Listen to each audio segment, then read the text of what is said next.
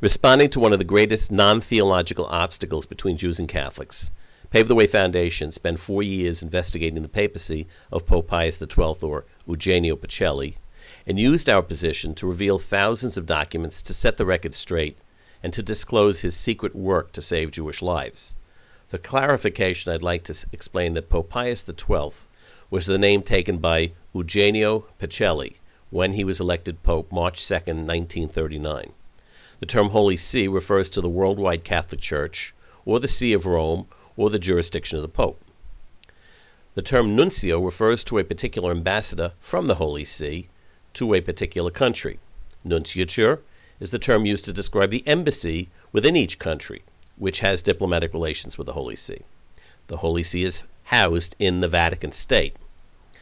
You will also hear references to and see facsimiles from the acts and documents of the Holy See during World War II, which are the 12 volumes of books which identify actual documents which are currently under canonical seal in the Vatican secret archives. This unprecedented study was published between 1965 and 1981.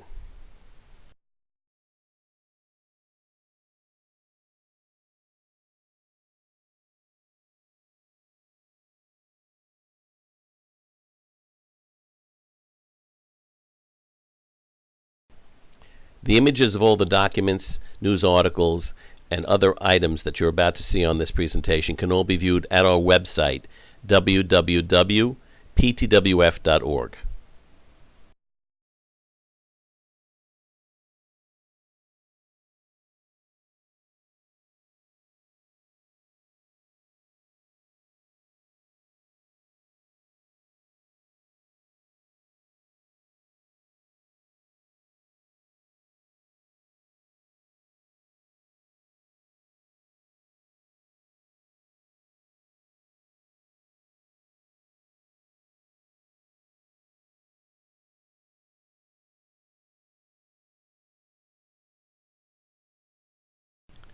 The Vatican condemned National Socialism at every opportunity.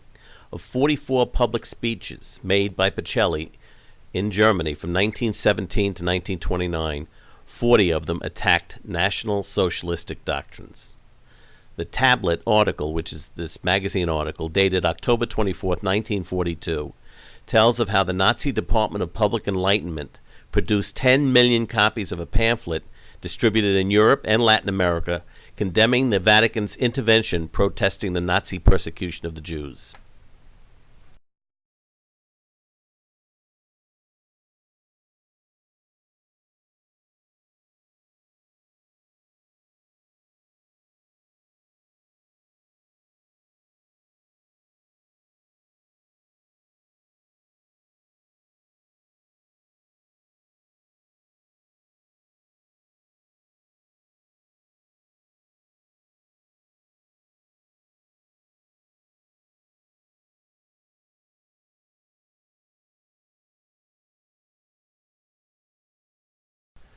These are the Catholic electoral statistics in the 1932 election of Hitler as Chancellor. Adolf Hitler was opposed by the German Catholics almost 3-1.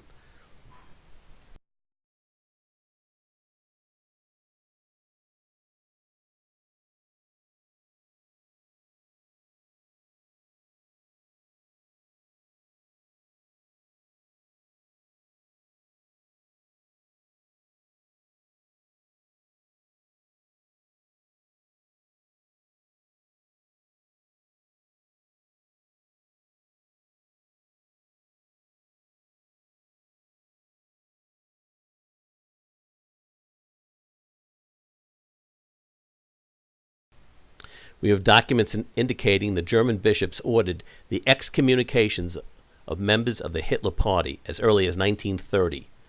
The precepts of the Hitler Party are incompatible with the teachings of the Roman Catholic Church, and therefore followers of this group may not receive communion or any of the sacraments.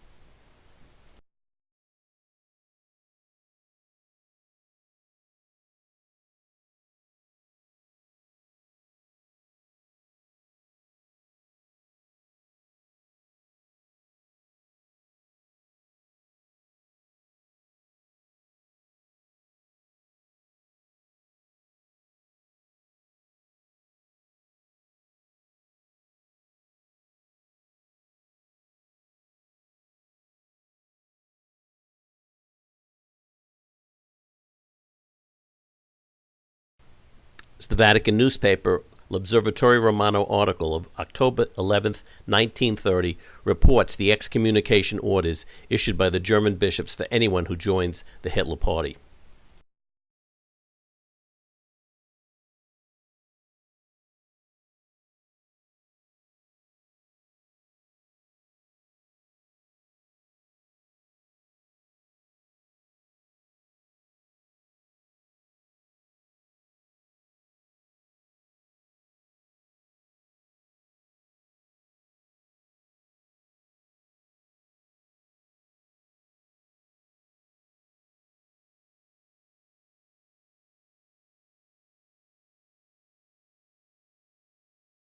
January 1933, 3 weeks after Adolf Hitler came into power, a German Catholic organization published this article called A Serious Word in Serious Times. One of the important quotes was, "What happened in our country since last year is a national disaster."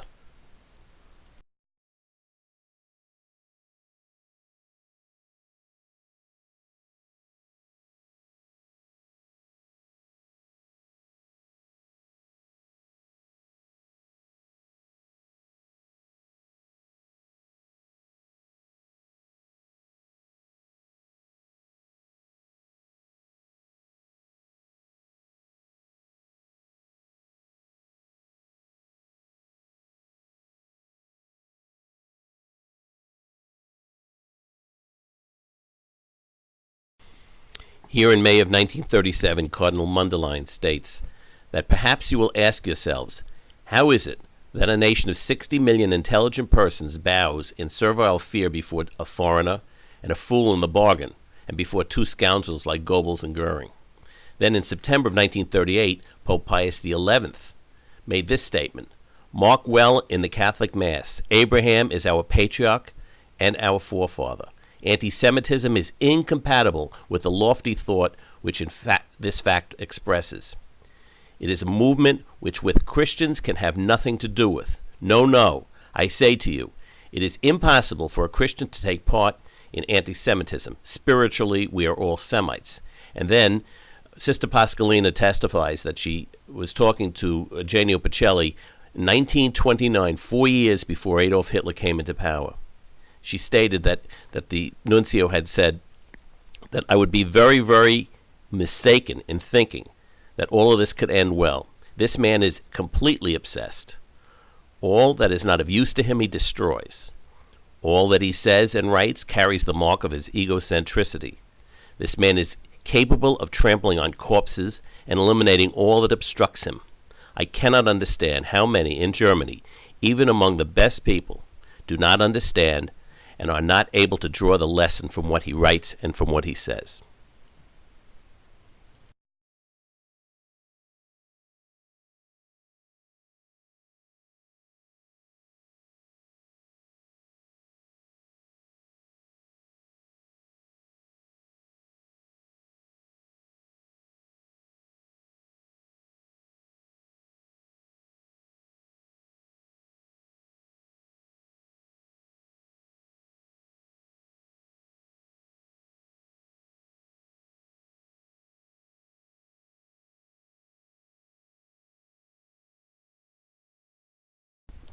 After meeting with Pope Pius XI in 1938, Pacelli writes by hand his disgust with the recently enacted Italian racial laws.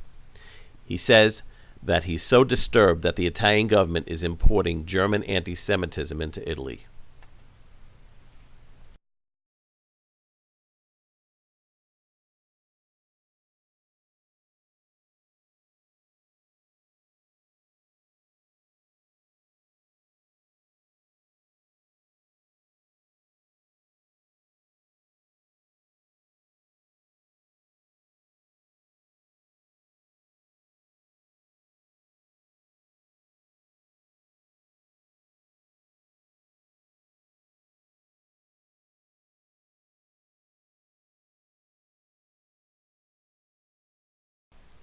Nazi Germany was not happy with the election of Cardinal Pacelli when he was elected Pope. The election of Cardinal Pacelli is not accepted with favor in Germany because he's always opposed to Nazism and practically determined the policies of the Vatican under his predecessor.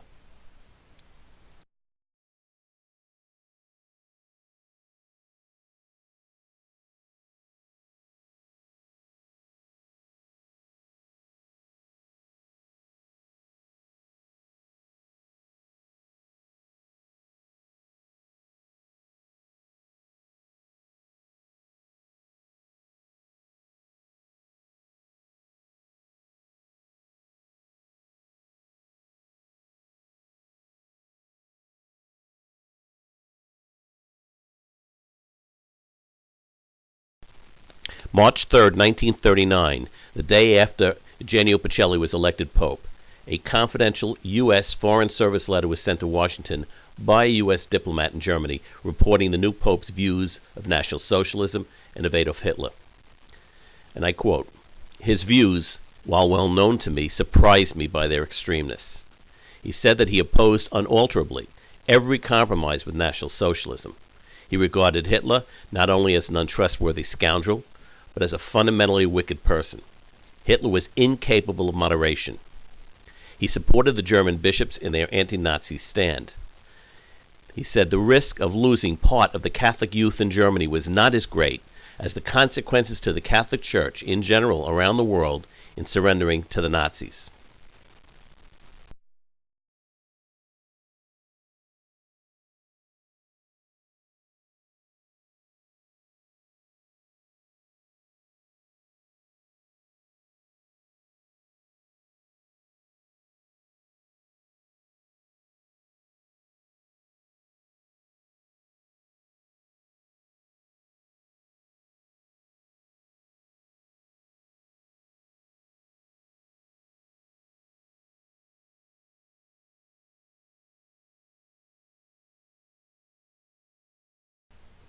The following are some examples of Nazi propaganda against Pius XII. All these cartoons show that the Catholic Church, and especially Pacelli and the Vatican, defended the Jews against the Nazi persecution and propaganda, and was displayed to be an instrument of the Jewish Bolshevik conspiracy.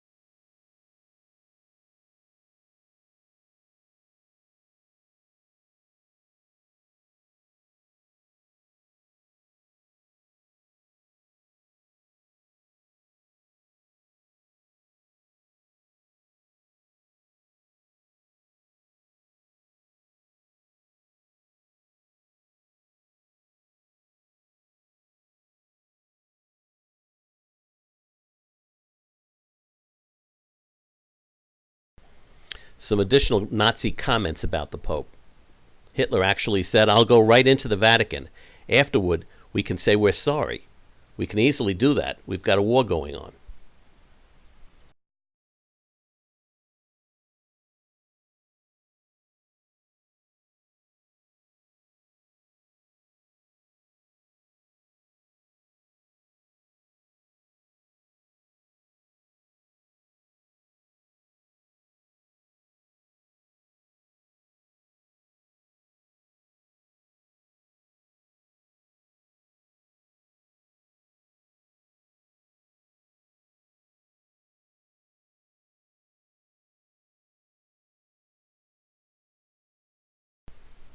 This internal Gestapo report to Adolf Hitler, dated November 29, 1944, describes in detail the failed assassination attempt on July 20th of 1944.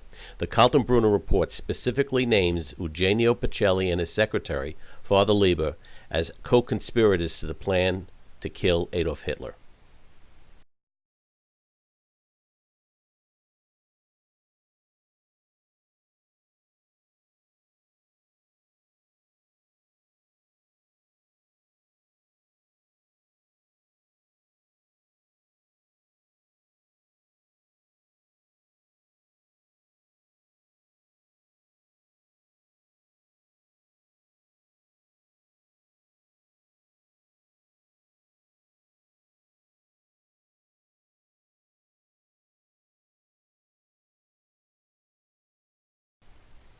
Here's a confidential OSS document which reports the link of the Pope's involvement with the attempt to kill Hitler through Father Lieber.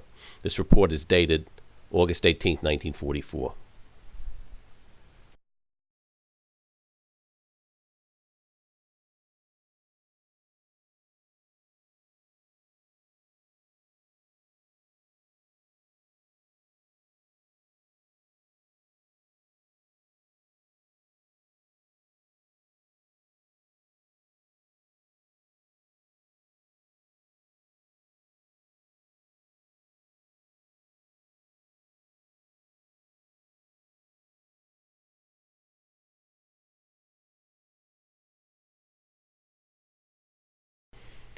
On July 31st, 1942, the Archbishop of Utrecht wrote a powerful denunciation of the deportation of the Dutch Jews in his homily, which was to be read throughout Holland. Heinrich Himmler's reaction to his remarks was to accelerate the arrests and to arrest the Jews who converted to Roman Catholicism first. Because of his virulent reaction to the Archbishop's condemnation, Pius XII burned his own statement, which was even more powerful. He stated that if 40,000 Jews were killed with the remarks of an archbishop, then surely 200,000 would be killed with the remarks of a pope. His secretary, Father Lieber, asked why he hadn't saved it for a later delivery, and the Pope responded that he feared his speech would fall into the hands of the Nazis and result in more deaths. At the right, there is an internal Nazi report detailing the arrest of the Dutch Jews, where it states that only the Roman Catholic Church protested.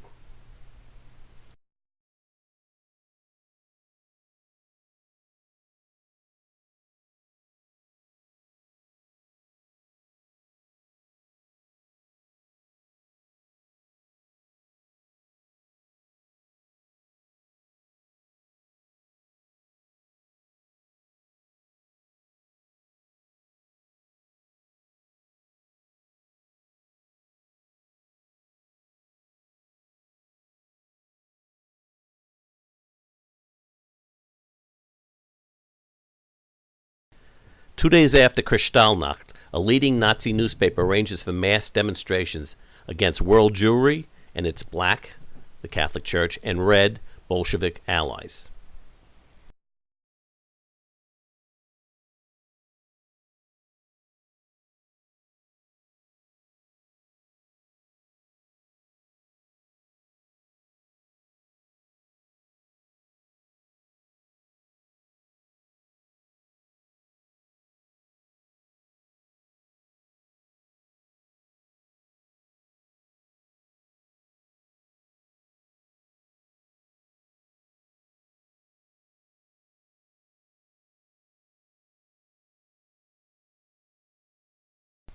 The Diaries of Adolf Eichmann reveals the Church's assistance to the Jews.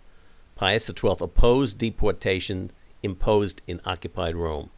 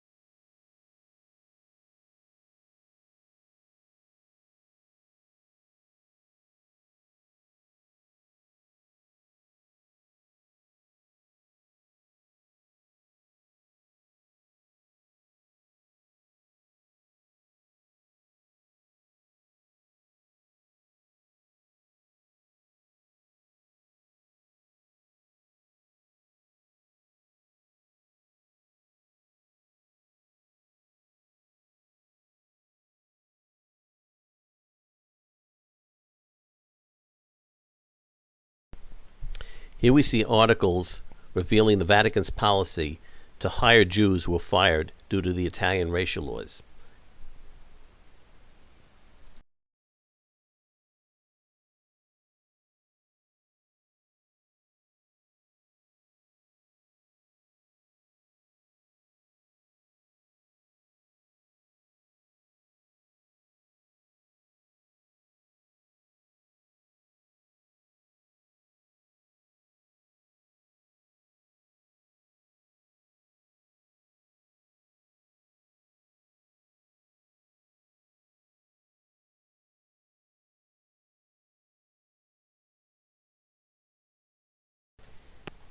Below we see the image of the actual telegram signed by Pope Pius XII sent to the region of Hungary, Admiral Horthy. And here, Pope Pius XII personally intercedes to stop the deportation of the Hungarian Jews at the exact moment of their greatest danger, according to internationally respected historian Sir Martin Gilbert. Horthy's compliance to the Pope's request resulted in saving an estimated 200,000 Jewish lives. Jenno Levi, the leading scholar for the Jewish extermination in Hungary, observed when speaking about Pope Pius XII that it was a particularly regrettable irony that the one person in all occupied Europe who did more than anyone else to halt the dreadful crime and alleviate its consequences is today made the scapegoat for the failures of all the others.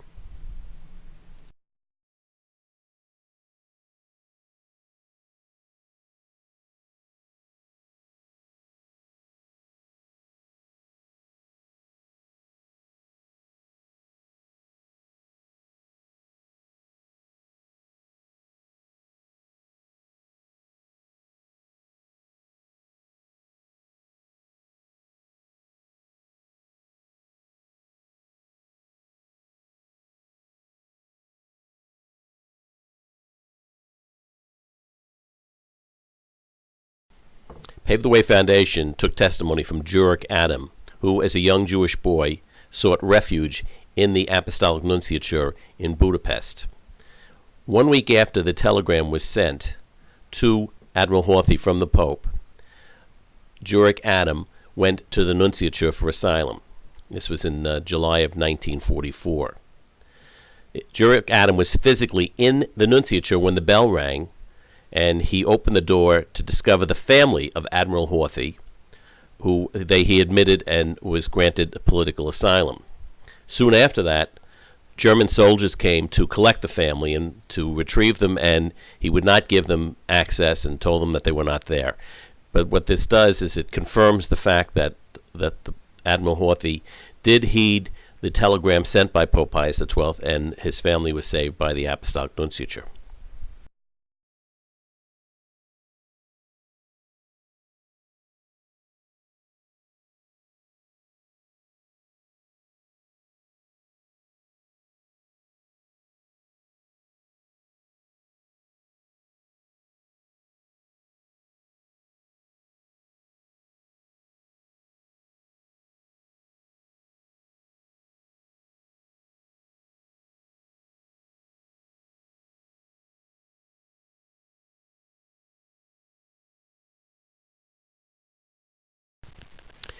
Young Archbishop Pacelli, during World War I, acted when his friend, the Jewish conductor Bruno Walter of Germany, asked him to intercede to save Osip Gabrilowitsch, a Jewish member of this orchestra who was in prison for anti-Semitic reasons. Pacelli acted, and Gabrilowitsch was released. Taken from Sir Martin Gilbert's book The Righteous, written on June 27, 1943, the following broadcast from Vatican Radio was made. Vatican Radio was reported to have broadcast the papal injunction: "He who makes a distinction between Jews and other men is unfaithful to God and is in conflict with God's commandments."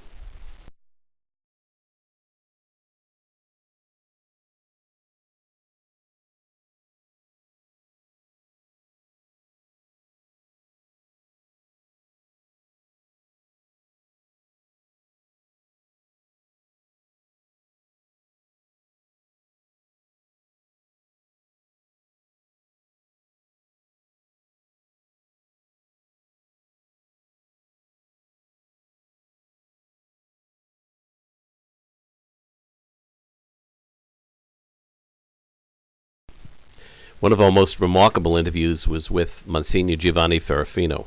The Museum of Jewish Heritage in New York recently had an exhibition on Sosua, which was the Jewish community in the Dominican Republic during the war, but I don't think very many people realize exactly how this all came about.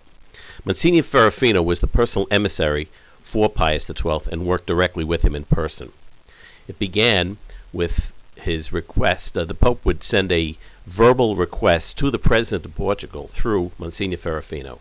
And when Monsignor would go to the President of Portugal, he said he could express the verbal orders as given, but he could not express the emotion in which it was said, where the Pope would slam his hand on the table, said, "Why don't the Spanish understand? Why don't the Americans see this? We have to save this vibrant community."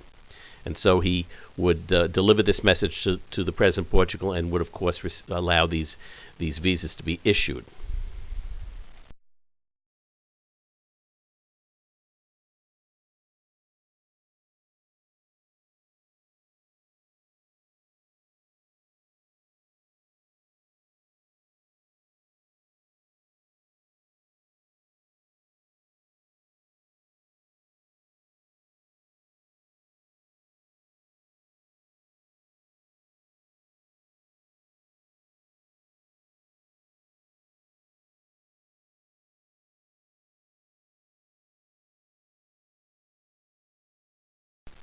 Monsignor Ferrofino was then assigned to be the secretary to the nuncio in the Dominican Republic and Haiti. And the story continues where he states that the Vatican would attempt to get ships to bring Jews from Portugal and Spain to the Dominican Republic. There was one ship in particular called the Serra Pinta, which was a World War I ship. He comments that it was very old, and that there were 800 Jews on board when he was transported, and he was there were 7 Catholics and 800 Jews, and he went over in the chaplain's cabin. He then continues that at least 2 times a year, directly from Pius XII, a telegram, a double encrypted telegram, would arrive from the Pope, which he would have to decipher. He would then decipher, and he told the system on how it was deciphered. You'd count how many letters and so on. There was a special key to doing this, and it would always say the same thing. Whenever they could get transportation for Jews coming into Dominican Republic, he would be asked to travel with the nuncio. His name was Archbishop Silvani, to travel 1.5 days by car from Port-au-Prince, Haiti, to the Dominican Republic to meet directly with General Trujillo. And he would always have to ask, in the name of Pius XII, we're asking for 700 visas or 850 visas, whatever number of refugees they could get into Dominican Republic. And this happened twice a year, almost 1,600 people per year, from 1939 to 1945. That's over 11,000. It was then his responsibility to route these people further into the United States, because everyone wanted to go to America, and they would do this through Cuba, Mexico, and Canada. An absolutely remarkable story, which the Vatican itself was completely unaware of.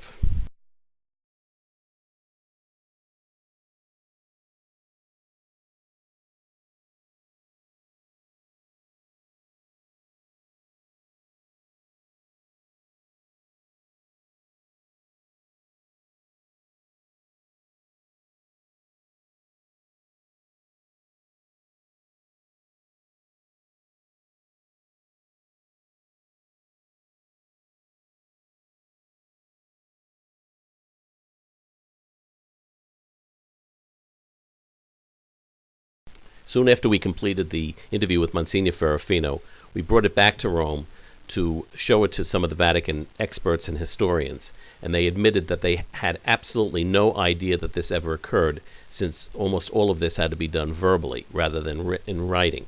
But there were 2 small references to the Dominican Republic that we were able to locate in the Acts of the Holy See, which are the 12 volumes of documents dealing with the acts of the Vatican during the war. And in these particular volumes, they talk about General Trujillo made the offer to bring 3,500 Jewish children to the Dominican Republic. Unfortunately, they were never able to make it out of Europe, but he mentions that he did this in the name of Pope Pius XII.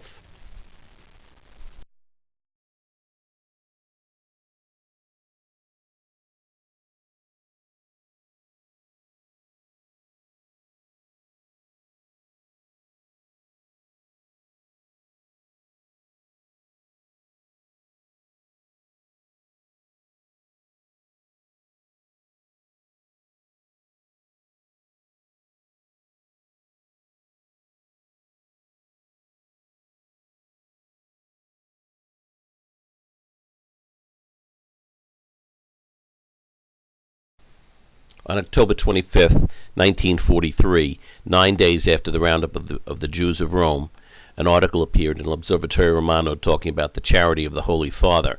And in the article, it describes that even though he worked in vain to prevent the outbreak of war, and he is now working, has not stopped for 1 second in implementing every means in his power to lighten the sufferings which are in no way the consequences of this terrible, destructive disaster.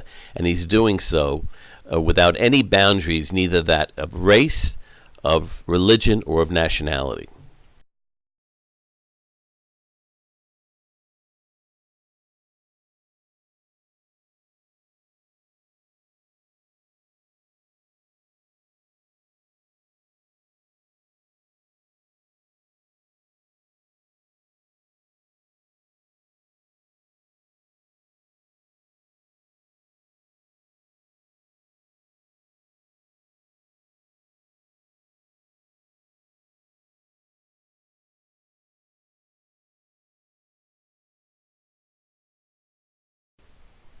If you notice the slide on the left, the upper left, that's Pope Pius XII examining the tens of thousands of loaves of bread, and just to the right of that and below, you'll see these trucks that say Vaticano.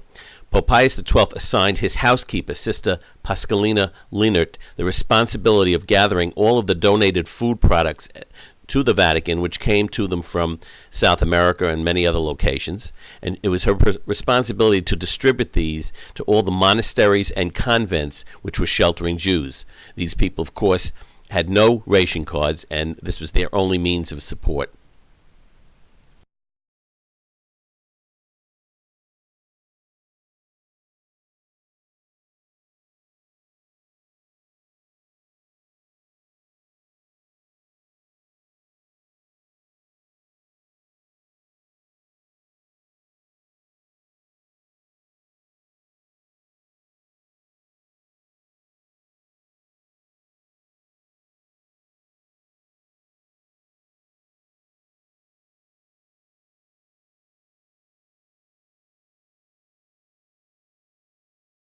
Here we see the signs placed on all the ecclesiastical houses in Italy and the convents and monasteries enabling the church to shelter Jews.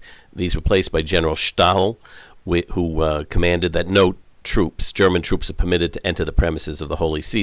It declares that these are the properties of the Holy See. And down below you see a statement from Pope Pius XII, made August of 1944, where he states, "For centuries, Jews have been unjustly treated and despised. It is time that they were treated with justice and humanity. God wills it, and the Church wills it. St. Paul tells us that the Jews are our brothers. They should also be welcomed as friends."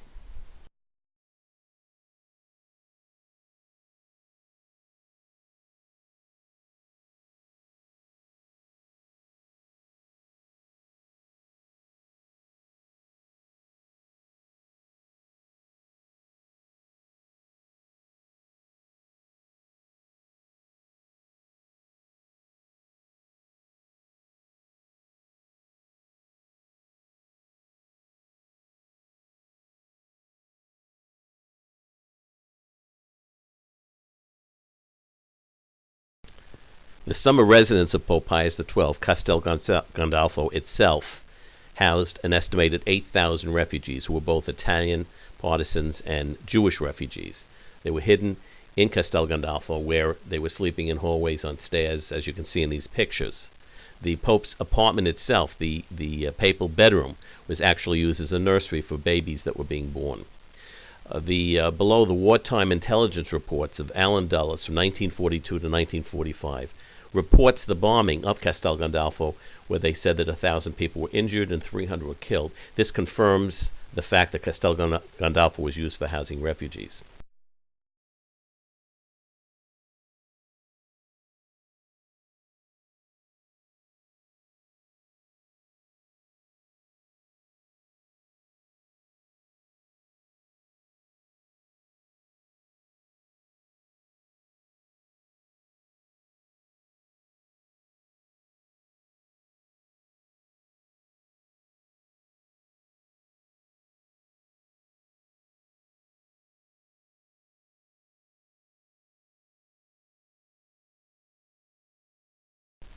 Here are some news reports from the Palestine Post indicating the sanctuary given to refugees at the Castel Gandolfo.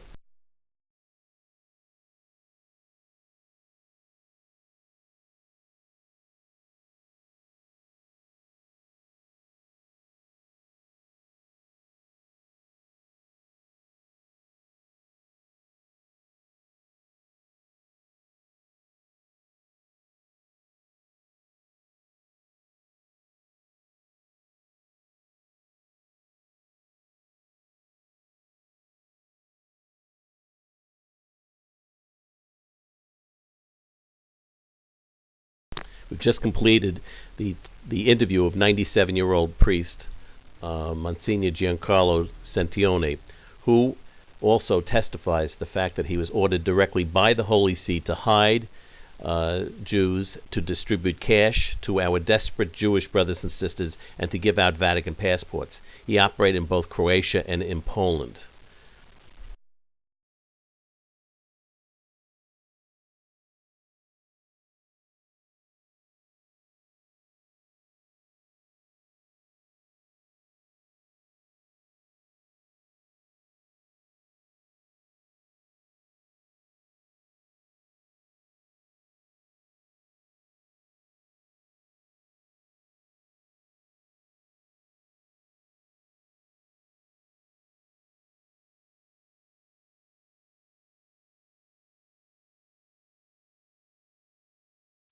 Here are documents from the National Archives of the CIA, dated October 26, 1943, 10 days after the Roman roundup of the Jews, and it reads that the Vatican has apparently for a long time been assisting Jews to escape.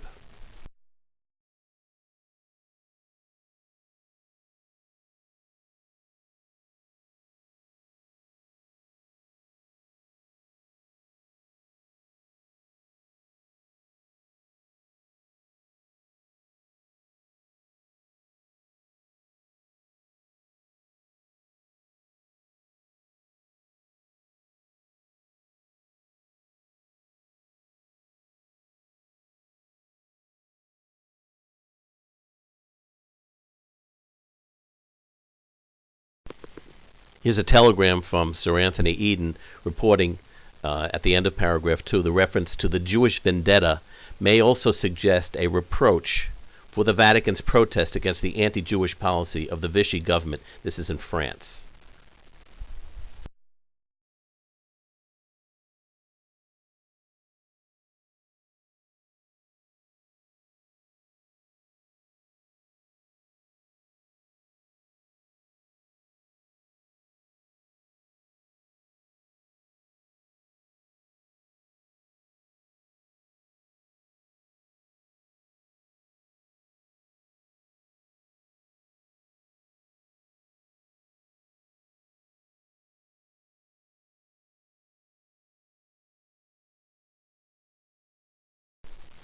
Here's a notice from the British Public Records which states the Catholic authorities in France and the papal legation intervened when the Laval government was deporting Jews.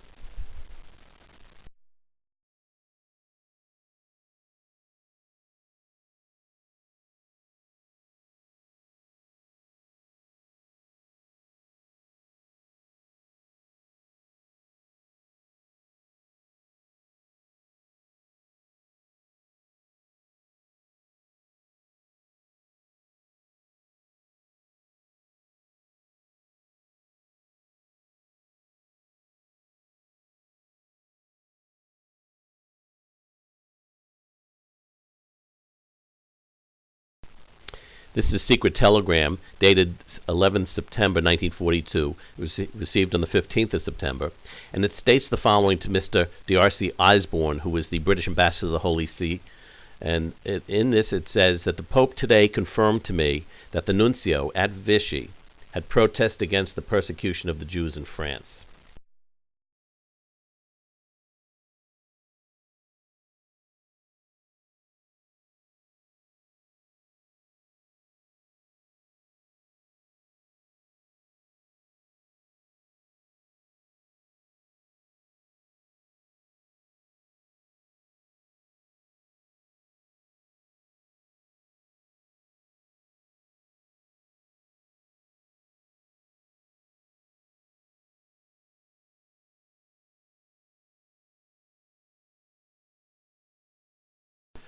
Among some of the documents we discovered were these letters from the Vatican Secretary of State, both Monsignor Giovanni Montini, who later became Pope Paul VI, and Cardinal Maglione. And these were letters that were sent to the Archbishop of Campania, Monsignor Palatucci. And in the letters, they actually state that the Holy Father has ordered them to send 3,000 lira in one case and 15,000 lira in another case, specifically to your diocese for the support of Jews that you are protecting.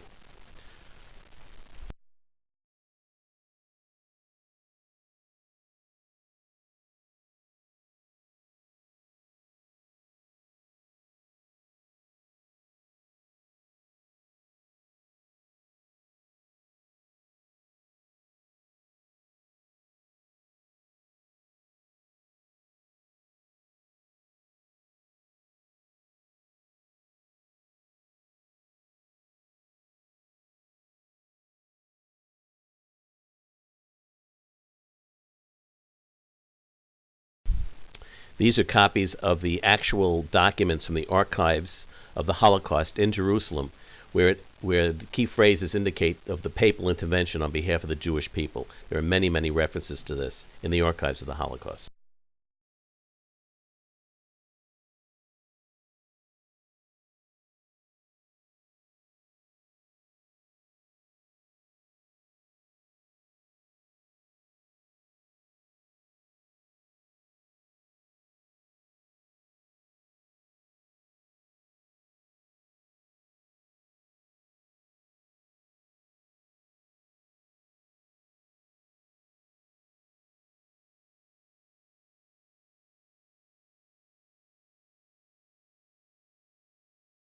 I think one of the greatest piece of misinformation out there is that Pius XII was a Nazi collaborator or a Nazi sympathizer, and this we've absolutely shown to be absolutely not true. And this further shows this because this is an affidavit from General Karl Wolff, who was the SS commander in Italy and Himmler's deputy. In this affidavit, which he prepared in 1948, which he signed, he indicates that he was ordered by Hitler to develop a plan to invade the Vatican, to kill the Roman Curia, and to seize all the Vatican buildings, and to kidnap Pius XII. Down below, an Italian news story recently broke showing the actual invasion map that was created.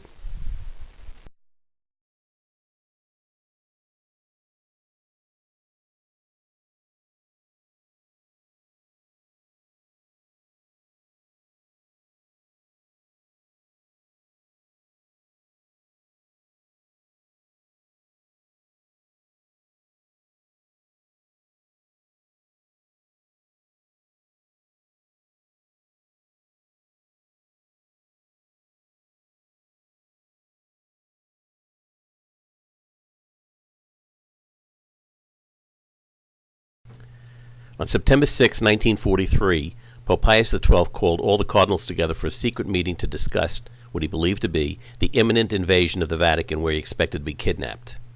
Pius XII told the cardinals to be prepared to leave immediately for a neutral country, this is probably Portugal, when the Vatican was invaded. He placed a letter of resignation in his desk and stated that when he was arrested that they will drag Eugenio Pacelli out, not Pope Pius XII. The cardinals were instructed to go to Portugal, where they would elect a new pope and form a government in exile.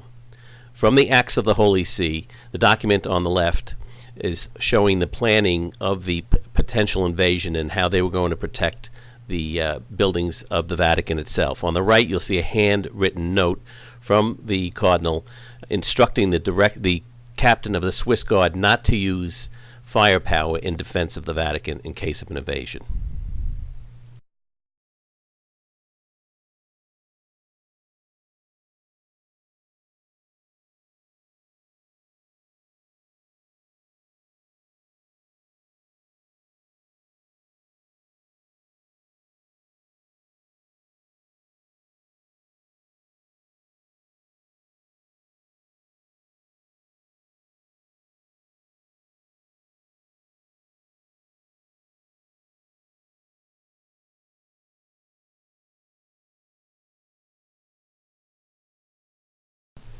We have the interview on our website of how Pius XII acted immediately and directly to stop the arrest of the Roman Jews on October 16, 1943. His methods were quite effective, and they resulted in the cessation of the arrests at 2 o'clock in the afternoon the day they started. And then he immediately ordered the sheltering of all the Jews of Rome. There were over 7,000 Jews of Rome who were hidden immediately.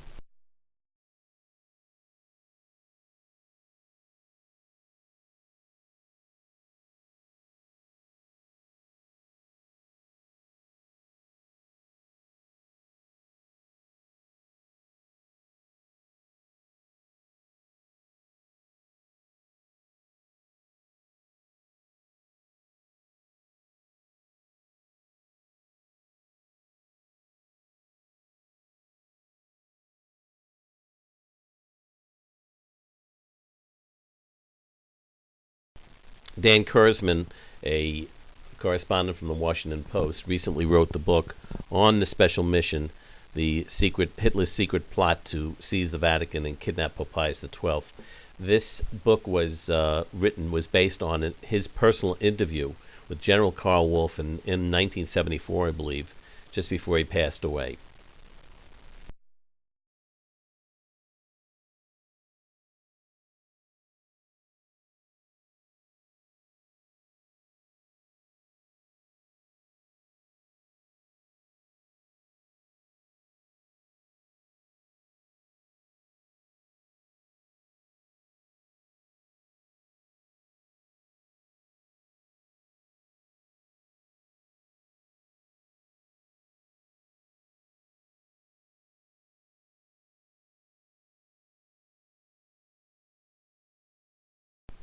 Prior to beginning this project, I had meetings with rabbis who I'm very close with, Rabbi Yonah Metzger of Israel, and a number of others, but I also met with Rabbi Riccardo Di Segni, Chief Rabbi of Rome. Unlike his two predecessors, Rabbi Zoli and Rabbi Toaf, who both lived through the war, Rabbi Di Segni has a very negative view of Pius XII. He stated to me that the reason he felt so negative is that when they took 1,002 of our people to Auschwitz, that he remained silent. Well, when I went to Germany, I brought back with me a cable from Berlin that was sent to the SS command in Rome, where it ordered the arrest of the 8,000 Roman Jews, and they were to be sent to Mauthausen as hostages. And what this indicates is that it was probably common knowledge at the time that this is where they were supposed to go. They ultimately were sent to Auschwitz by persons unknown, because in the trial of Adolf Eichmann of May 11th, 1961, you can see the highlighted section at the bottom, and it says, in spite of Hitler's instruction that these Jews need go only to Mauthausen, they arrived in the East. And this indicates that it's possible that they were trying to negotiate the release of the 1,259 Jews that were arrested. They were taken to Palazzo Salviati in Rome, and the Vatican immediately sent an emissary to try to gain their release. The emissary was not admitted. However, 257 of the Jews were released, and they did ultimately take 1,002 to Auschwitz, where sadly, only 16 people survived.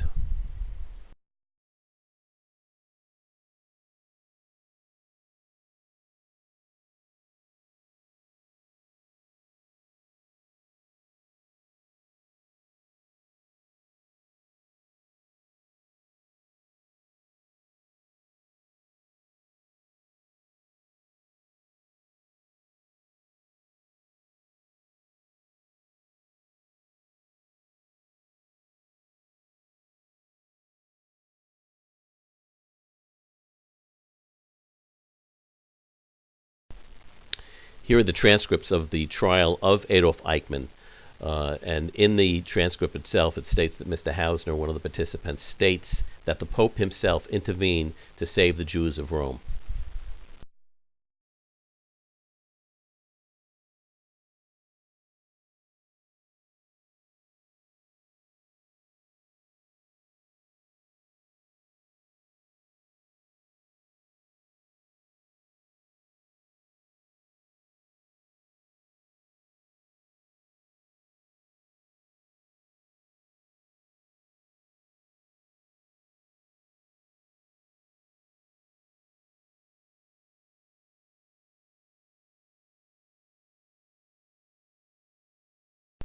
Here is a very significant letter that we found where the future Pius XII, then Cardinal Pacelli, who was then Secretary of State, is now in 1938, wrote to the nuncio in Poland to encourage the opposition of a piece of pending legislation. It was reported that the Polish government was going to pass a law making kosher slaughtering illegal. And the cardinal said that they found that this is going to cause grave persecution to the Jewish people, and they opposed the law. And they were successful in opposing it.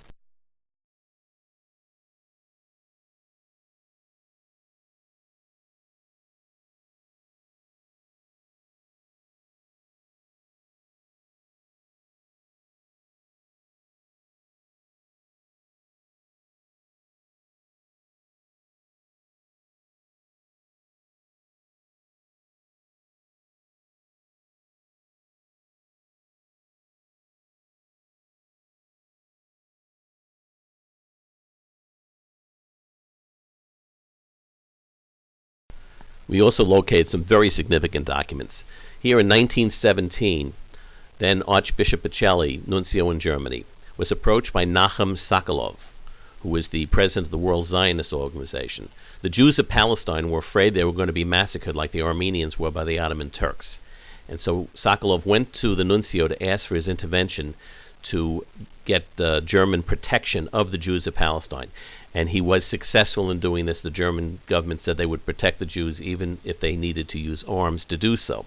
Then again in 1925, Sokolov goes back to meet with Pacelli, where that original 1917 meeting is acknowledged. And here, Sokolov wants to discuss the possibility of the creation of a Jewish state in Palestine. And Pacelli was very, very excited about this and arranged for Nachum Sokolov to meet with Pope Benedict XV on this subject, which was a surprise to Sokolov. Now down below you'll also note that in November of 1947, the United Nations voted for the partitioning of Palestine. 11 states were against and 33 were in favor. Of the 33 that were in favor, 17 of them were Catholic countries.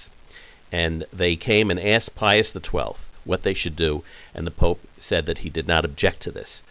This research, by the way, came from the Raoul Wallenberg Foundation.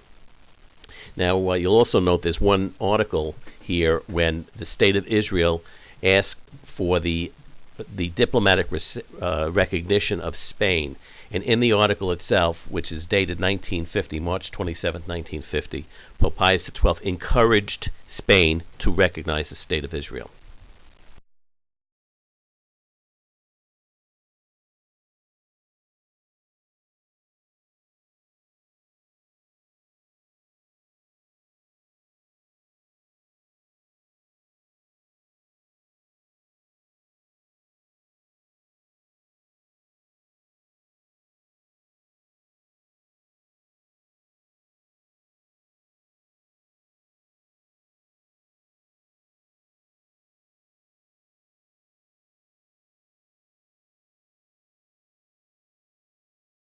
In June 1926, in Berlin, the German Pro-Palestine Committee to promote the Jewish settlement of Palestine was established, and its members included Albert Einstein, Thomas Mann, and numerous others. These include prominent politicians of the Weimar Republic, including Konrad Adenauer and Pacelli's friend, Dr. Ludwig Kays. Pacelli explicitly encouraged Catholics to join this initiative and help during this time for the pro-Palestinian position.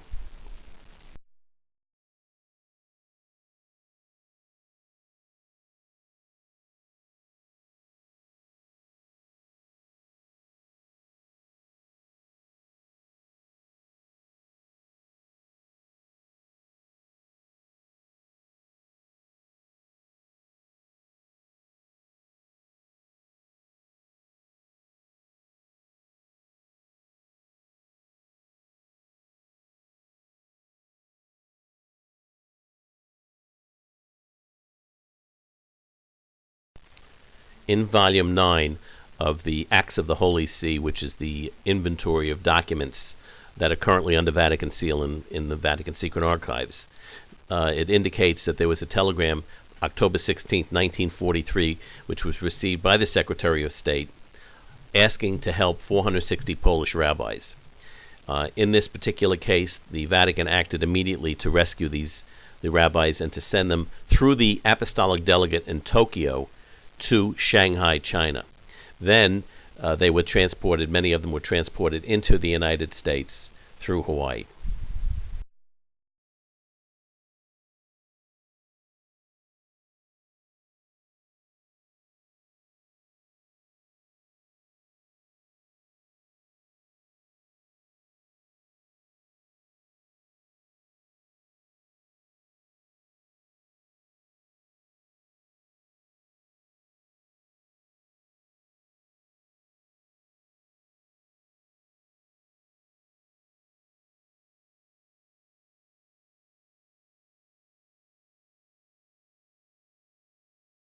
Here's the signed declaration of a nun who states that during Nazi occupation in Rome, that the Holy Father Pius XII gave orders to open the doors of all convents to hide Jews. And if you remember, we said that only papal orders were be able to lift what was called cloister, which allowed men to go into convents and women to go into monasteries. And in this particular case, she states that the Vatican used to send food to help them feed the 60 Jewish guests. They call them guests.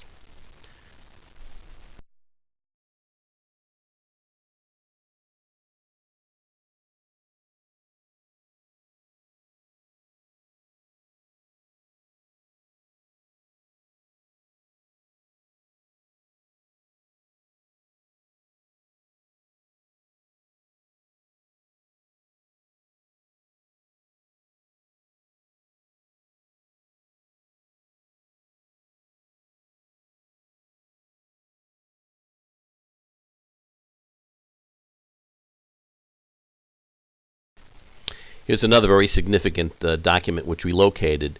A group of Augustinian nuns in Rome and made an entry into their diary, and here in 1943 it states that they were ordered by Pius XII to take in the Jews, and then names many of the Jewish guests who stayed with them, and they also protected their assets and their property. The nuns state in this written document that the Holy Father is personally feeling the suffering of the Jews.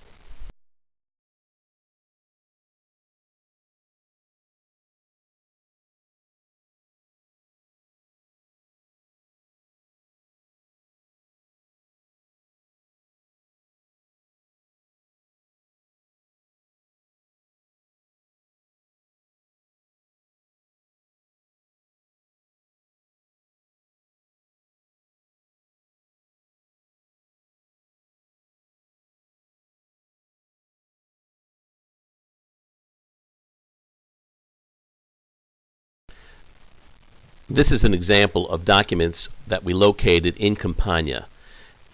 We discovered 2,335 pages of such documents. And here on the left you'll see a handwritten note from Mr. David Loebman, who's requesting help from the Vatican. On the right you'll see the letter which the Vatican response. In many cases these people were asking for visas to go to different countries and so on. And many cases these were successful, and in some cases they were not successful. But the Vatican did intercede, and we have the documents of 2,335 pages of this sort of documentation.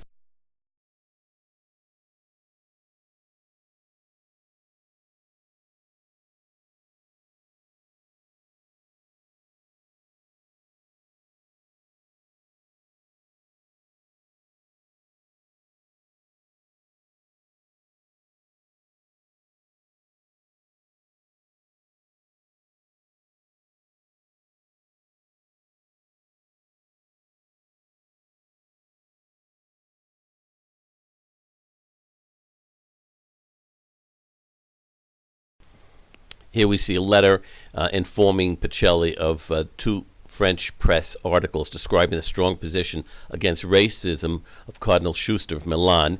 And down below we can see documents from a German Jewish man who's asking for Vatican assistance.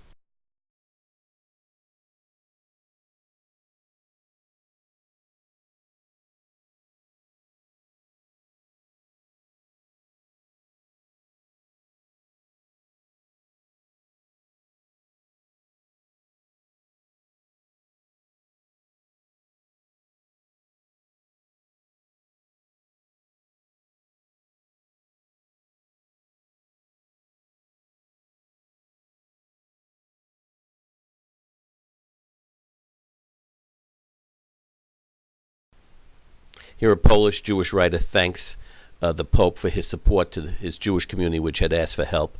And there's a study of the progress of National Socialism in Germany that was delivered to the Secretary of State.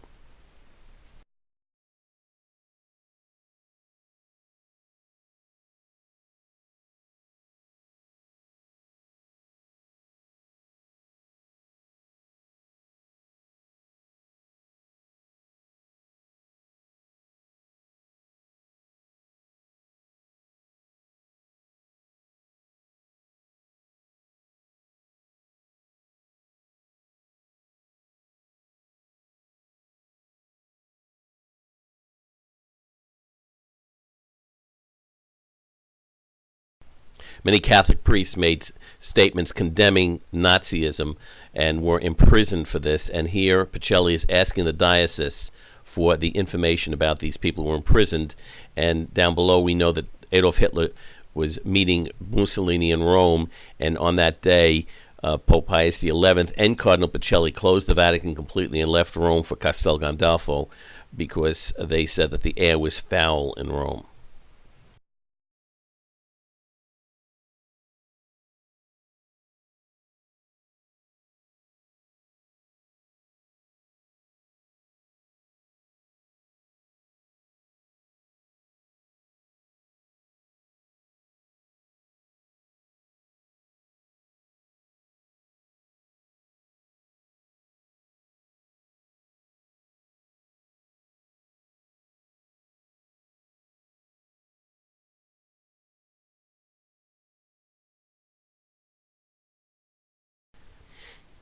One of the main criticisms of Pope Pius XII is that he didn't use the word Jews in many of his statements and speeches and press releases.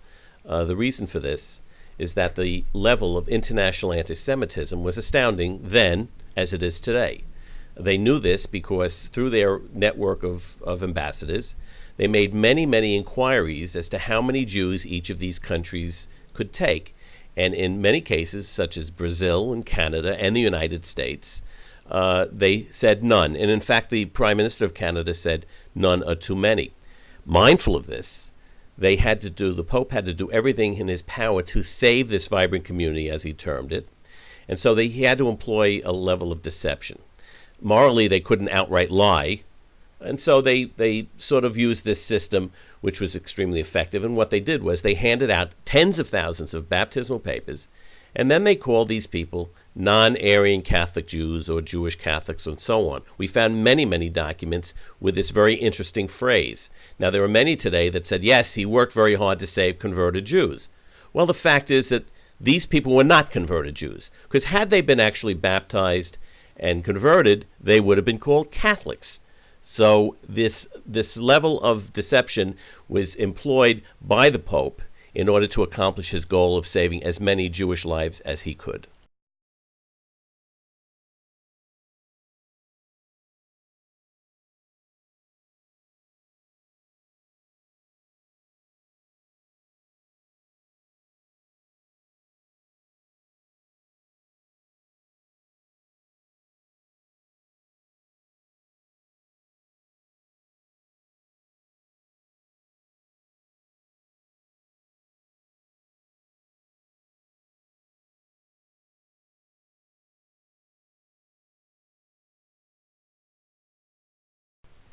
Again, here we have a series of documents which we found, and a newspaper article referring to it, where the Vatican interceded. It was Cardinal Picelli at the time, as Secretary of State, where he was trying to get the government of Brazil to accept 3,000 Jewish heads of households, or up to 12,000 people. The government of Brazil, just like Canada and the other nations, simply would not accept Jews. So again, they call them non-Aryan Catholic Jews. They gave them baptismal papers in order to deceive them. And in these articles, many of them, they're talking about the price that the government of Brazil was charging each person. They were stating that they can't get this much money out of Germany and so on. So they were making a very strong case to try to save this. But again, using this deception, method of deception.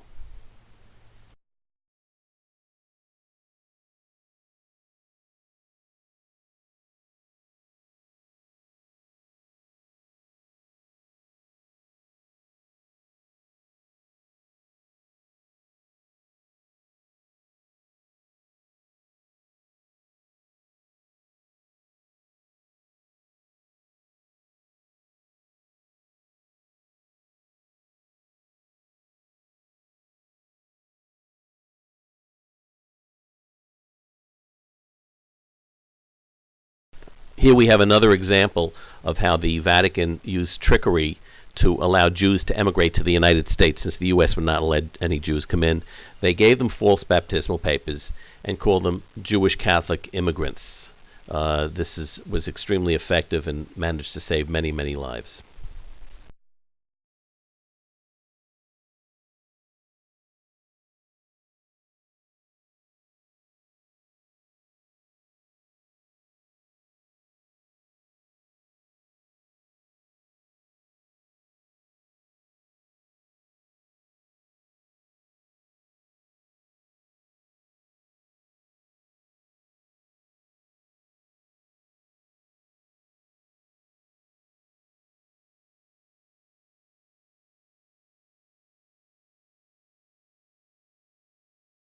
In 1933, Cardinal Pacelli signed a concordat with Germany, and is recognized today as accusing Pacelli of recognizing the Nazi regime by signing this concordat. The concordat itself was the Vatican signed agreements with many, many countries in order to protect the rights of the Church. However, this particular agreement provided that Jews had to be treated with Christian kindness. Additionally, it also stated that any Jews who converted to Christianity would be considered Christians. This particular clause enabled the Vatican to save tens of thousands of Jews who were issued false baptismal papers. Ironically, 30 days before the Vatican signed an agreement with the Germans, the Jews of Palestine signed an agreement with the Germans called the Havara Agreement, and here set forth the provisions for the emigration of Jews to Palestine.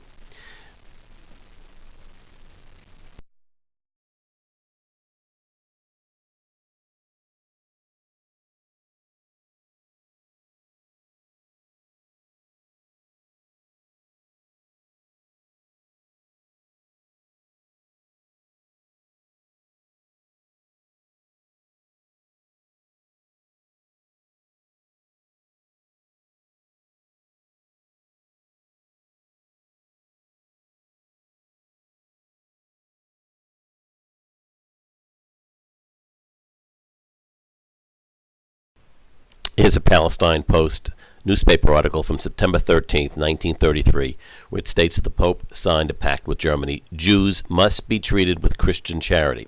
There's also a photograph of the effort of the Israelis, of the Jews of Palestine, to encourage the signing of the Havara Agreement.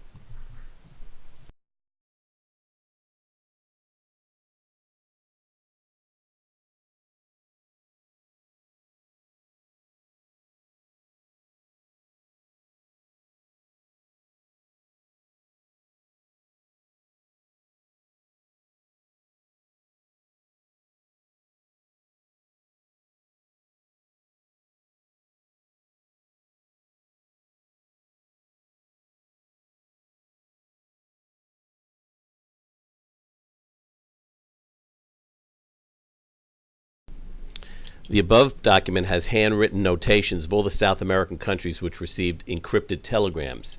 The document below is the hand-corrected version of the 1942 Christmas message of Pius XII. This Christmas message so offended the Nazi command that they stated, in a manner never before known, the Pope has repudiated the National Socialistic Order. In this declaration, he is virtually accusing the German people of injustice towards the Jews and making himself the mouthpiece of the Jewish war criminals.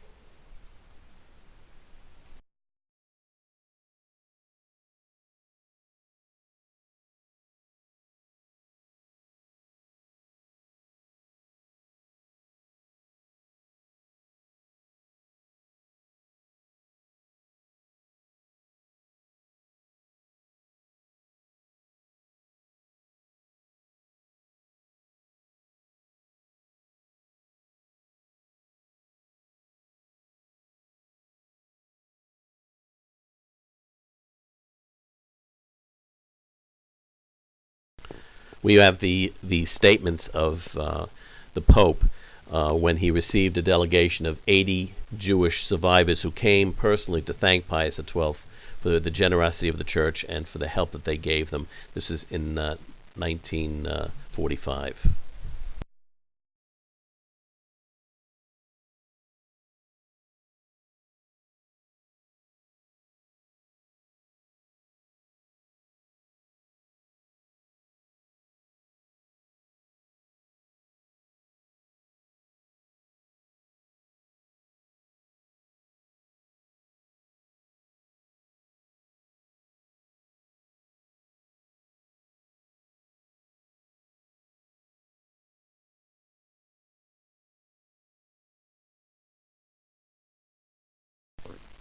We have here April 4th, 1933, Cardinal Pacelli intervenes for the Jews seeking Vatican assistance to combat the anti-Semitism in Germany.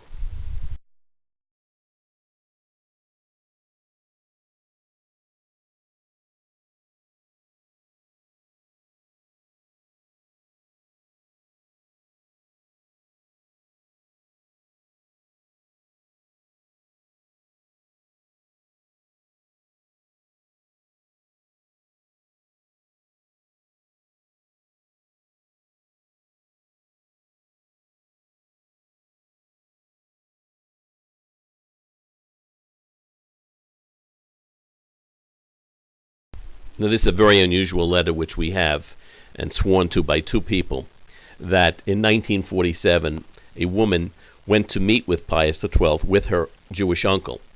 And at that time, the uncle looked directly at the Pope and said that you were dressed as a monk and you came into the Jewish ghetto to save me, and led him out of the ghetto into the Vatican. Immediately upon hearing this, the Cardinal Secretary of State, Montini, immediately silenced him and said, never repeat this statement. But again, this woman insisted that this happened, and her uncle stated that you do not forget the face of the man who saved your life, and they insist that Pius XII directly disguised himself to go into the Jewish ghetto to see what was happening. This was his nature, never to accept things on somebody's statement. He would always want to see firsthand what was going on.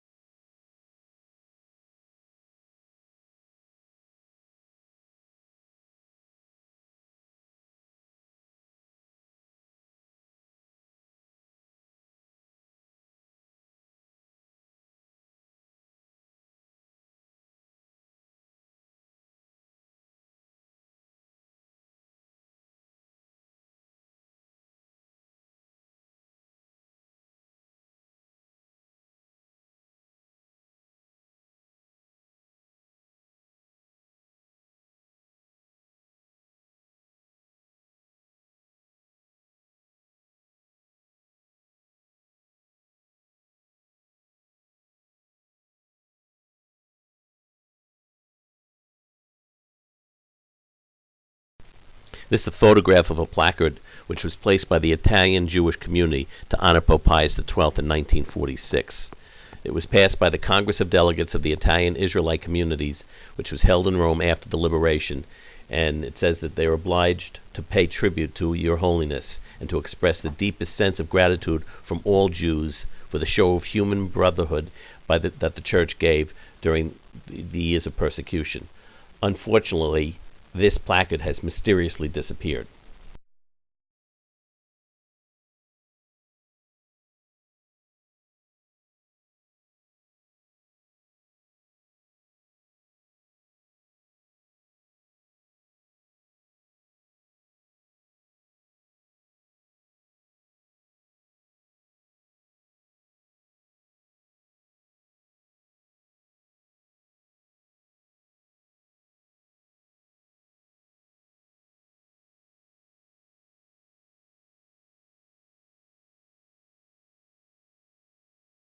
These are a few certificates of appreciation that some of the archbishops had received from different Jewish communities.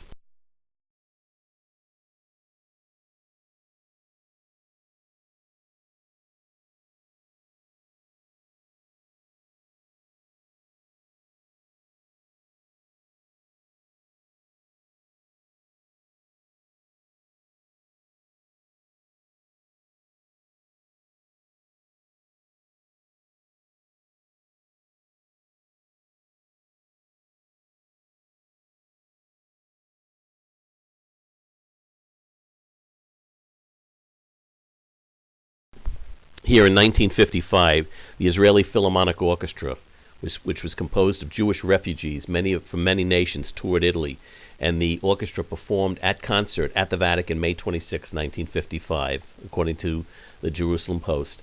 And they wanted to play for the Pope as a gesture of gratitude for the help his church had given to all those persecuted by Nazi fascism. And here is a newspaper article from the New York Times describing this particular event.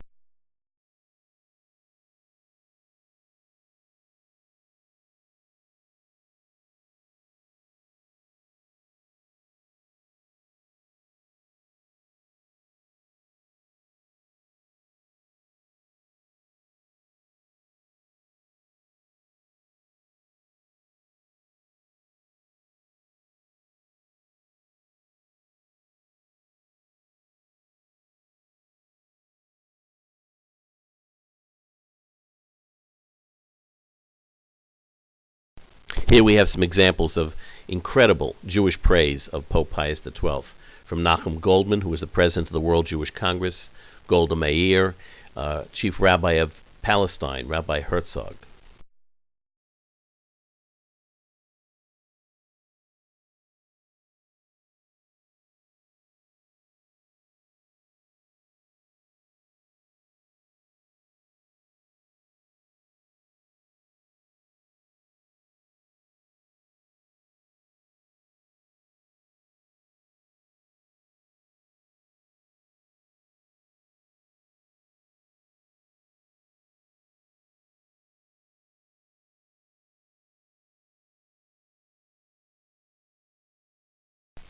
Continuing, we have remarks from Dr.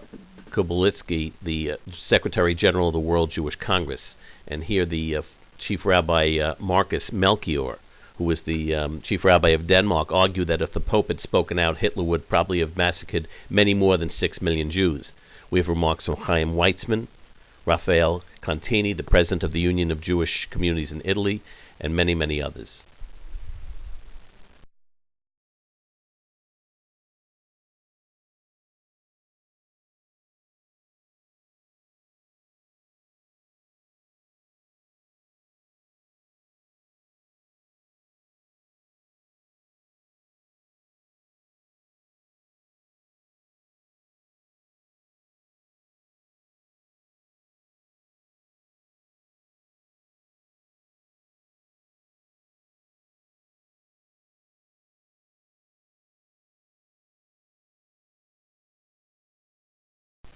Here, Israeli ambassador and historian Pinchas Lapida, the former ambassador consul to Milan, had written a book that Pius XII's intervention saved between 847,000 and 882,000 Jews. And here are some newspaper articles about these particular statements that Lapida had made. He also stated that after Pacelli died in 1958, that there were many in Israel that had suggested that a Pope Pius XII forest of 860,000 trees be planted in the Judean hills.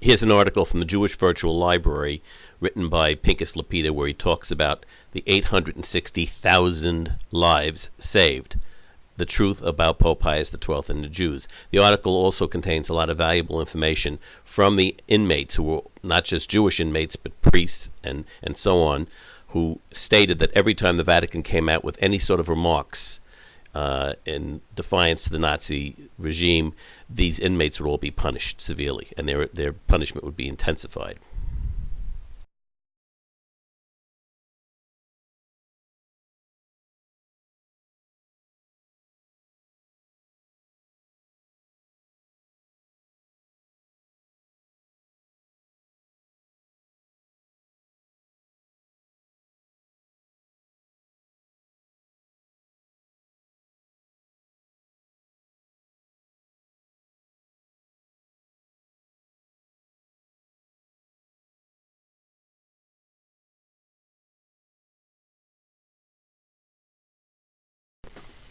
There are more examples of Jewish praise of Pius XII, significantly from Sir Martin Gilbert, historian and scholar, who said that Pius XII deserves thanks, not blame, and also very significant remarks from Elio Tawaf, chief rabbi of Rome.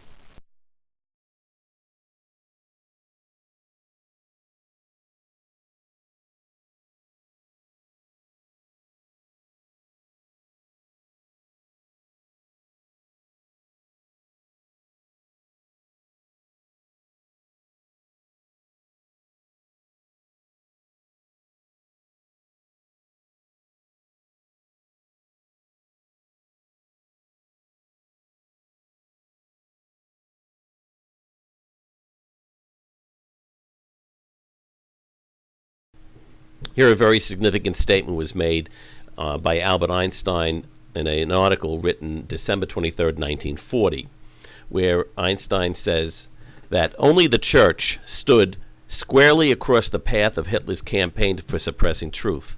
I never had any special interest in the church before, but now I feel a great affection and admiration because the church alone has had the courage and persistence to stand for intellectual truth and moral freedom. I am forced thus to confess that what I once despised, I now praise unreservedly. And down below you'll notice something also significant, was that the chief rabbi of Rome from 1939 to 1945, Rabbi Zoli, after the war, converted to Roman Catholicism. And when he did so, he took the name Eugenio, which is in homage to Pius XII. And soon after that, his wife converted as well, and she took the name Eugenia, also in homage to the secret work of Pope Pius XII.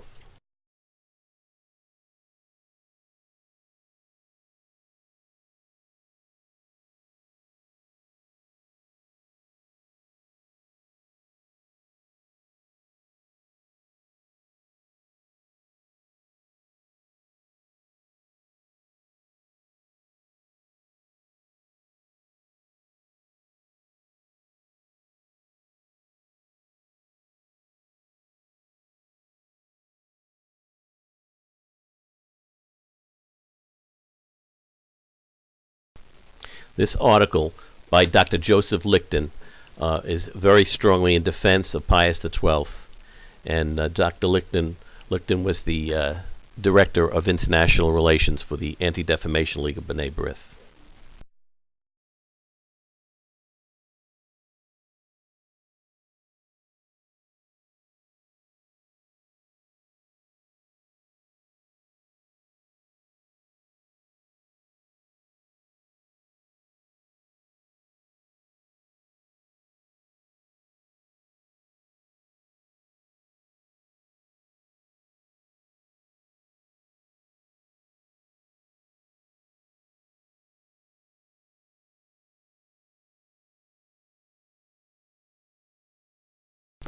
One of the significant reasons that Pacelli had a strong feeling for the Jewish people was that one of his closest friends was Guido Mendez, who was an Orthodox Jewish boy who had attended school with him. Mendez and Pacelli were best of friends and would visit each other's homes regularly. Pacelli would share Shabbat meals with the Mendez family, as he was considered a member of the family. He learned to speak some Hebrew and would borrow many of the books of the prominent Jewish scholars of the day. In this article below, from the Palestine Post, you'll see that the Ramat Gan physician recalls school days with Pius XII. The reason that Guido Mendez wound up in Israel, or in Palestine, was because in 1938, Pacelli reached out to him because he had been fired because of the Italian racial laws. And Pacelli said that we will hire you and bring you to Argentina. And Mendez said, no, I don't want to go to Argentina, I want to go to Palestine. And Pacelli arranged for him to go to Switzerland and get the necessary visas to emigrate to Palestine. This has been revealed in a book which was written by his Guido Mendez's son, Meyer Mendez, who was an ambassador and historian.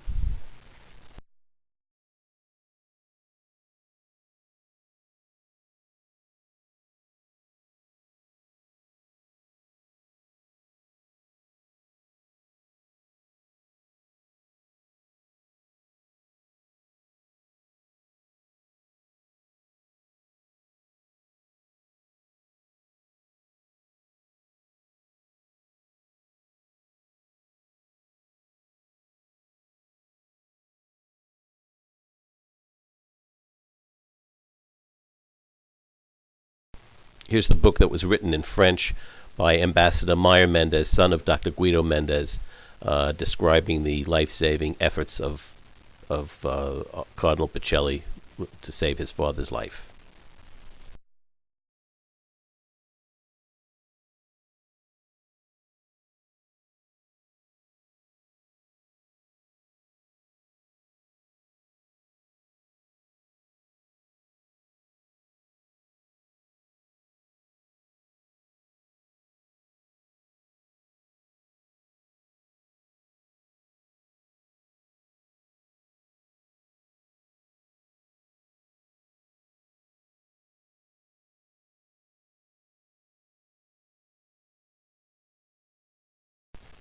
These are very significant as well because they're documents from the American Jewish Committee, which acknowledges all of the efforts of Pius XII and was planning an audience with the Pope in July of 1957. They wanted a statement from the Vatican with reference to the Soviet intervention in exploiting and promoting anti-Semitism in Europe.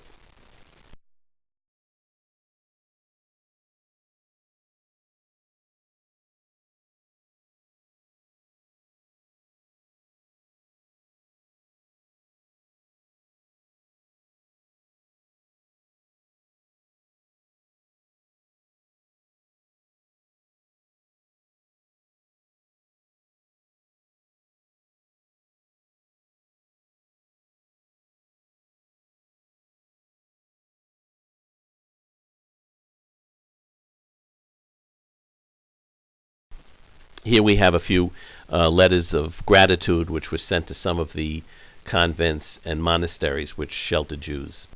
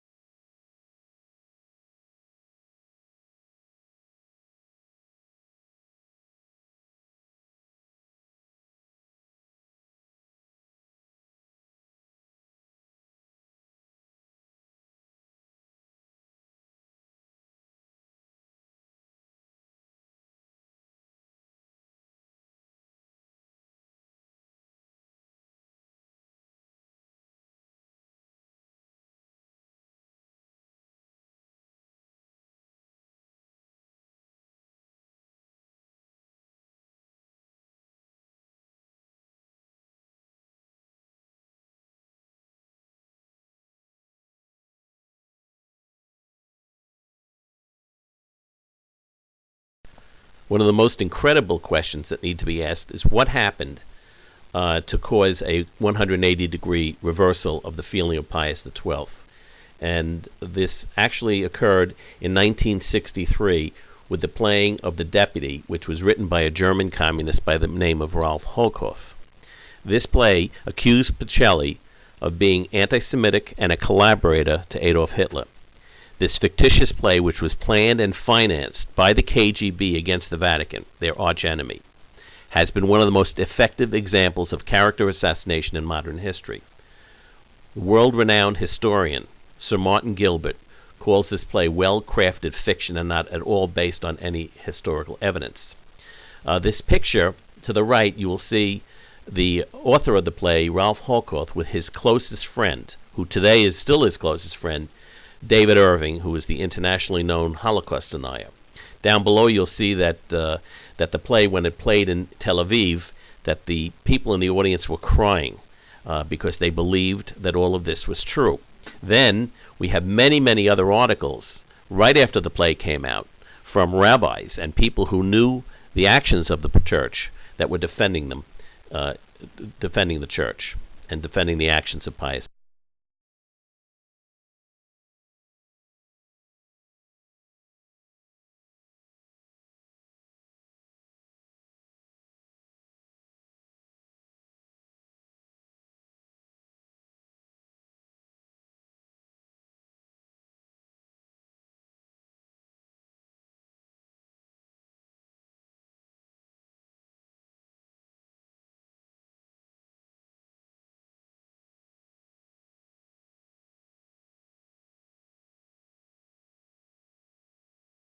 This article was written by the highest-ranking KGB agent ever to defect, Lieutenant General Pacepa, who was a KGB agent in Romania, where he reports exactly how the KGB made destroying the reputation of the church a priority, and how they developed this play, The Deputy. This is part of a plot called Seat 12 to destroy the reputation of the church. They also indicate we have the names of those people who actually forged Vatican documents to try to make this play seem real.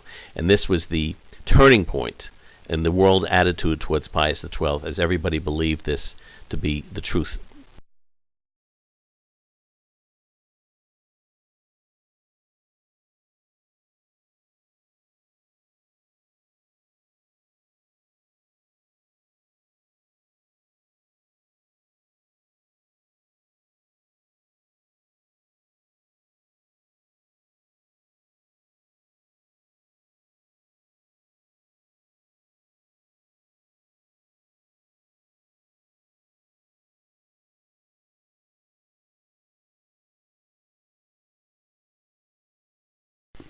Here we see some newspaper articles where the Pope was defended by certainly one from Rabbi Harold Saperstein, who was in the military during the war and knew of the actions of the Pope, and where many people defended the Pope's name, but unfortunately that didn't catch on as well as the defamation of his.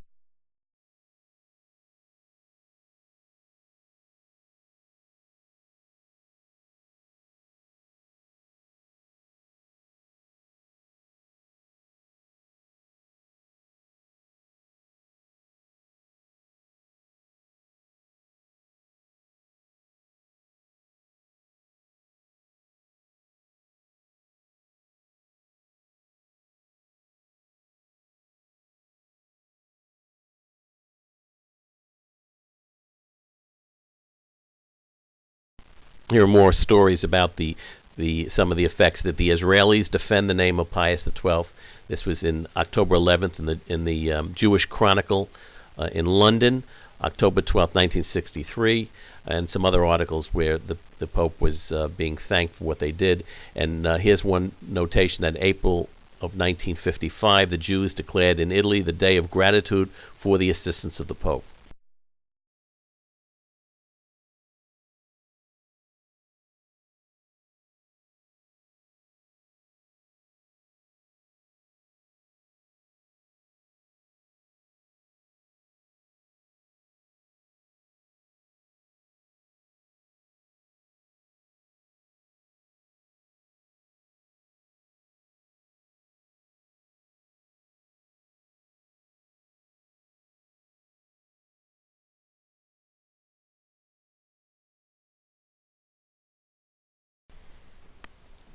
One of the most effective condemnations of Pope Pius XII was with John Cornwell's book, Hitler's Pope. John Cornwell is Catholic, and I think from the very beginning you'll see that the book is filled with a lot of theories, which, to his credit, to Mr. Cornwell's credit, he has retracted in the book he wrote after this one called Pontiff in Winter. But even from the very beginning, you'll see the picture on the right of Hitler's Pope, and apparently Pacelli is being saluted by a German officer there. And if you look at the actual credit for the photo from Penguin Books Limited, it says the cover photograph was Cardinal Pacelli, the future Pope Pius XII, leaving the presidential palace in Berlin March 1939, which is a real neat trick since he was elected Pope March 2nd of 1939. But if you look above, you'll see this is the actual photograph of Pacelli leaving the 1927 birthday reception for German President von Hindenburg. Pacelli left Germany in 1929, never to return again, and the soldiers you see over there are not Nazis, they are Weimar Republic soldiers. In addition, Cornwell had stated that he spent several months in the Vatican secret archives when, in fact, according to sign-in sheets, I think he spent a few hours over a 3-week period. He also does not speak the languages, Italian, German, or French, which are the languages of the Vatican archived records. He stated that he had access to the secret closed section, which is not true. And so you'll see many of the allegations that he makes in his statements. For example, he feels that Pacelli was anti-Semitic because of an action that took place in 1917. He states that the chief rabbi of Germany asked Archbishop Pacelli to intercede to get the release of the palms used for Sukkot, and he was refused by Pacelli. Well, in fact, in the next slide, you'll see that this is absolutely not true.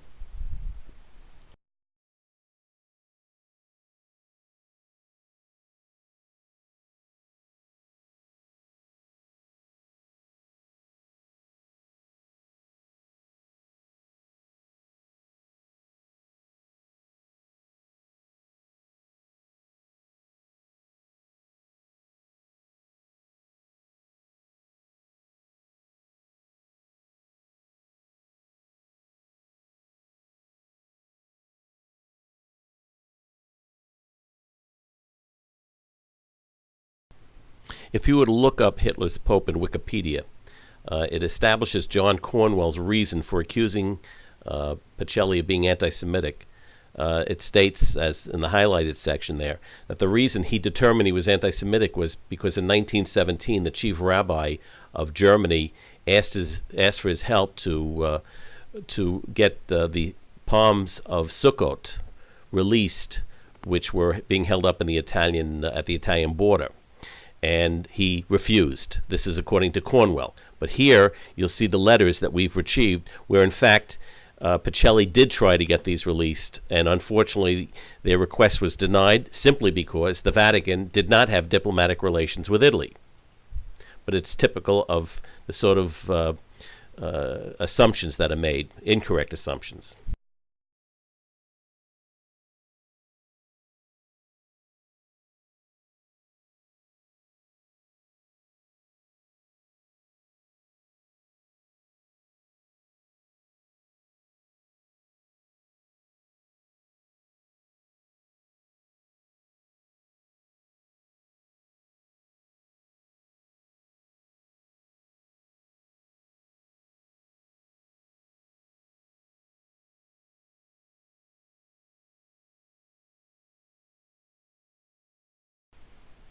In his book, The Pontiff in Winter, John Cornwell now retracts the basic theories of Hitler's Pope by admitting that Pius XII was not anti-Semitic, nor was he a Nazi collaborator. And by the way, this book, Pontiff in the Winter, criticized and attacks Pope John Paul II.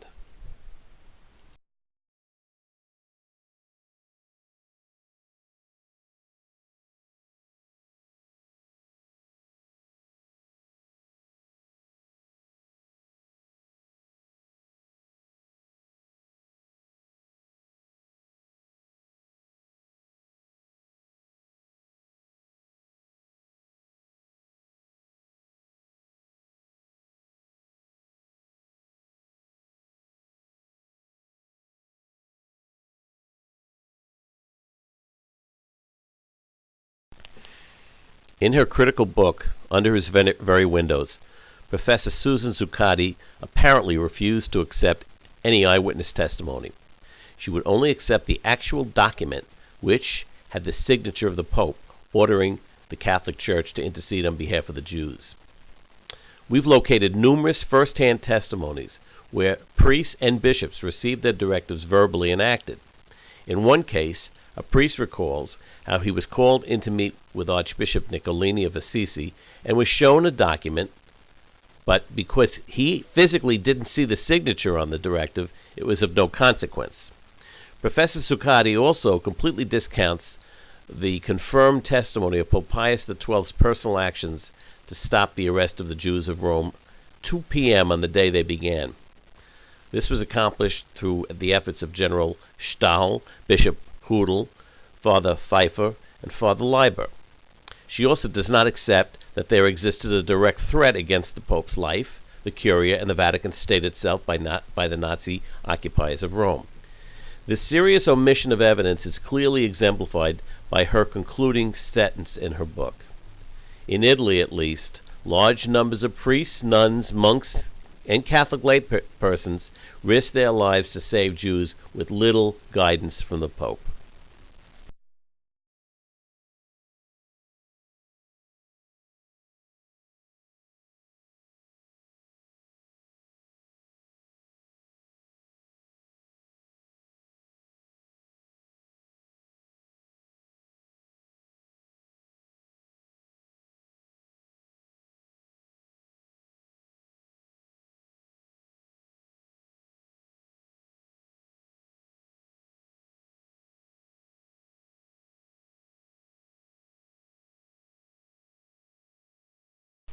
These are now a series of pertinent news articles from both the Palestine Post and the New York Times that I personally researched.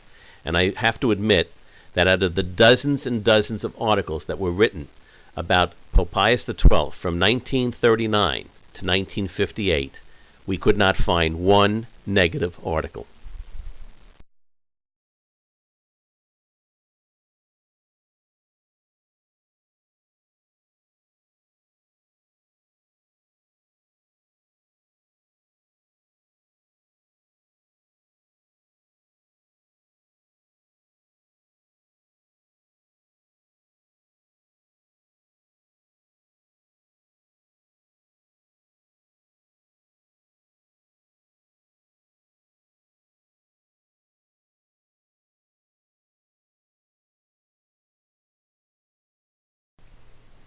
This is a very telling newspaper article. It appeared in the Palestine Post in July of 1944, and it reports an incident that occurred in 1941 with a German Jewish boy who had an audience with Pius XII.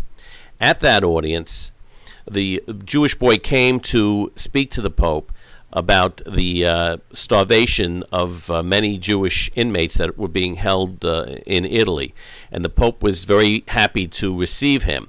And he said to the young man, he said, "You are German too, aren't you?" asked the Pope, and the author explained that he was born in Germany, but he was a Jew. And the Pope then invited him to listen to the entire story, which he then explained that he had done very well in coming to him, and that he was to bring a report back the next day to be given to the Secretary of State, who was dealing with the question. Then he says, but now, my son, you are a young Jew. I know what that means, and I hope you will always be proud to be a Jew." And then Pius XII raised his voice so that everyone in the hall, including German soldiers, could hear him say this. He said, "My son, whether you are worthier than others, only the Lord knows. But believe me, you are at least as worthy as every other human being that lives on our earth. And now, my Jewish friend, go with the protection of the Lord, and never forget, you must always be proud to be a Jew."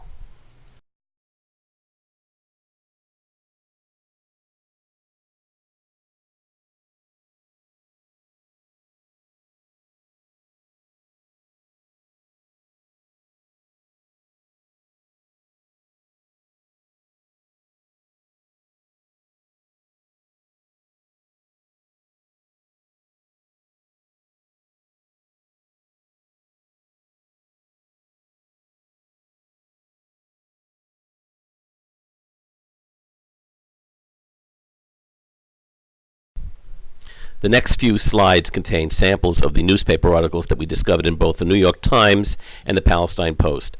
We gave you a brief sampling. To see these in detail, please go to our website, www.ptwf.org. You decide if the Pope was a silent Pope from these articles.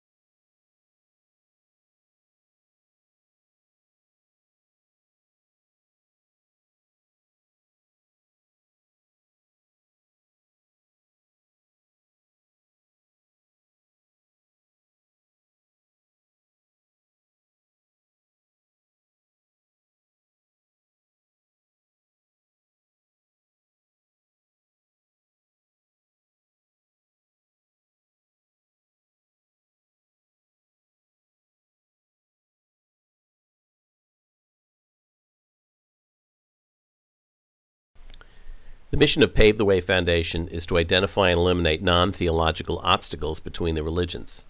Consequently, we decided to bring this 46-year-old academic logjam public in order to begin a healing process. Pave the Way hosted an international symposium in Rome in order to allow the critics the opportunity to face the defenders and to allow everyone to prove their positions. We wanted to reveal the documents we had discovered as well.